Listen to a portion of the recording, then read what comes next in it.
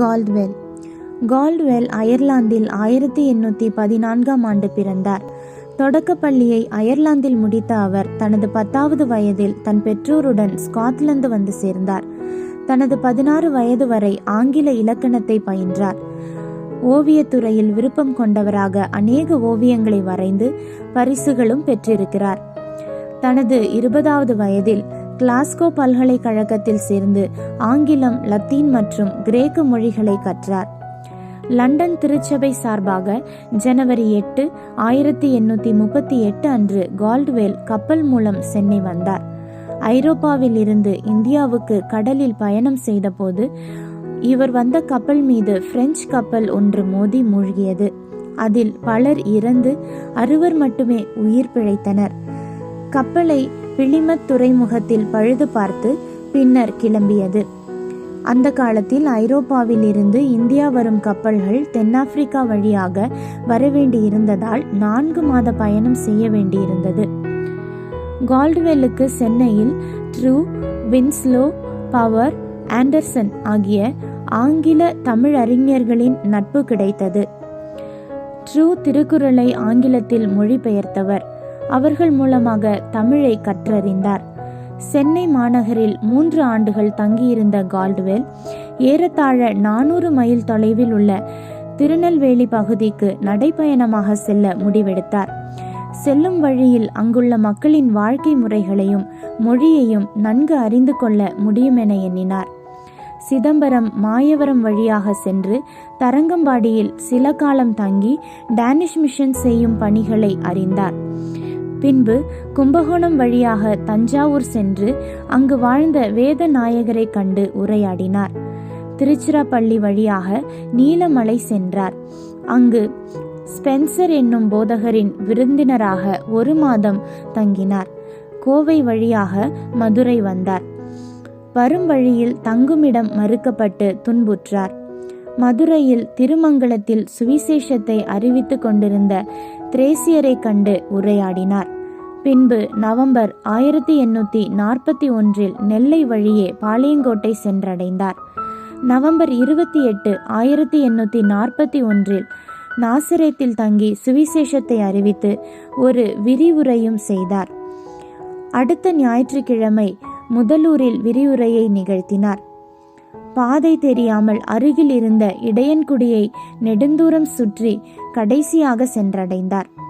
1880 இடையன்குடியில் Caldwell ஒரு தேவாலயத்தை கட்டினார். அந்த தேவாலயத்திற்காக லண்டனில் இருந்து மணிகள் கொண்டு வரப்பட்டன. தமிழகத்தின் கல்வி மறுமலர்ச்சியில் கால்ட்வெல்லின் பங்களிப்பு முக்கியமானது. எளிய மக்களுக்கான உண்டு உறைவிட பள்ளிகள், பெண்களுக்கான தனி பள்ளிகள் என பல கல்வி நிறுவனங்களை அமைத்தார். இறையியல் பள்ளி ஒன்றையும் உருவாக்கினார். சாயர்புரம் பள்ளி கால்ட்வெல்லால் கல்லூரியாக ஆக்கப்பட்டது. பட்ட படிப்பு வரை அதற்கு அனுமதி கிடைத்தது. 1877 இடையான்குடியில் பெண்களுக்காக ஒரு பள்ளியை உருவாக்கினார். மத வேறுபாடின்றி அனைவரும் பெண்களை அங்கு கல்விக்கு அனுப்ப வேண்டும் என்று கோரினார். அதற்காக அன்றிருந்த உயர்குடிகளின் வீடுகளுக்கு பெண்களை அனுப்பி அவர்கள் இல்லத்து பெண்களை கல்வி கற்க அனுப்பும்படி கேட்டுக்கொண்டார். அப்போது அவர்களில் சிலர், கல்வி என்பது தாசிகளுக்கும் அரசு குமாரிகளுக்கும் உரியது. எங்கள் வீட்டு பெண்கள் அரசு குமாரிகள் அல்ல. அப்படி என்றால் தாசிகள் என்ற அர்த்தமா என்றார்கள். இருந்தும் அவர்களின் மனநிலையை மாற்றி அநேக பெண்கள் படிக்க அவர்களை உற்சாகப்படுத்தினார். 77ஆம் வயதில் ஆகஸ்ட் 28, 1891 அன்று கொடைக்கானலில் கால்ட்வெல் மரணமடைந்தார். இடையான்குடி தேவாலயத்தில் அடக்கம் செய்யப்பட்டார். மே 7, 2010 அன்று கால்ட்வெல் நினைவு அஞ்சல் தலை வெளியிடப்பட்டது. 2011 பிப்ரவரியில் இடையான்குடியில் அவர் வாழ்ந்த இல்லம் நினைவு சின்னமாக அறிவிக்கப்பட்டது. அதில் அவருடைய படமும் திறக்கப்பட்டது.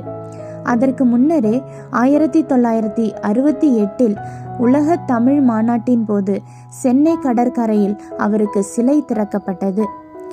கால்ட்வெல் இயற்றிய தமிழ் நூல்கள்: நற்கருணை தியானமாலை, தாமரை தடாகம், ஞானஸ்நானம், நற்கருணை, பரதகண்ட புராதனம், கால்டுவெல் அவர்கள் தமிழுக்கும் தமிழர்களுக்கும் செய்த பணிகள் அளவற்றது.